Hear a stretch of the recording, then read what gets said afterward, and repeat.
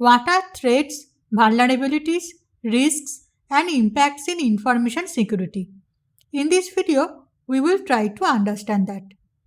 A threat refers to something that can cause harm. For example, an attacker can infect a user's Windows computer with malware and steal sensitive data. Here, the malware is a threat to the user's computer. But the same malware may not cause any harm to a computer that runs a different operating system like the Linux. Hence, the same malware may not be a threat to the Linux system. When a malicious user can exploit a bug to gain access to some sensitive data or cause any other harm to the system or software, we call the bug a vulnerability.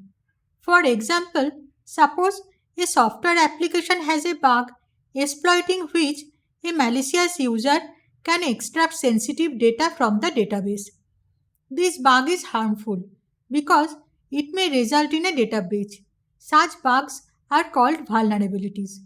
In other words, a vulnerability is a type of bug that a user can exploit for malicious purposes. Risk is the likelihood that something bad can happen. There is a risk in an environment when there is a matching vulnerability and a threat. For example, a malware program can exploit a vulnerability in one browser and infect a system. So, the malware program will be a threat to a user who uses the browser. And hence, if a user runs an unupdated version of the same browser, there is a risk that the user's computer can be infected with the malware program. But another browser may not have the same vulnerability.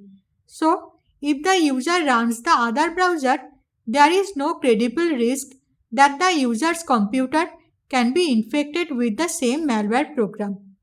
Impact, on the other hand, considers the value of the asset being threatened and uses that to calculate risk.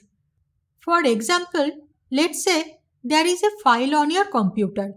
If the file is sensitive and contains sensitive copyrighted information, then the impact will be more if a malware program steals the data in the file. But if the same file does not contain any sensitive information and can be shared publicly, then there will be little impact if a malware program steals the information contained in the file. I hope this helps. Interested viewers who want to know more, please visit the website of the Security Buddy or refer to the playlist Information Security. The Security Buddy also provides many cybersecurity courses. The relevant links are provided in the description. You can also subscribe to us and get notifications on recent videos.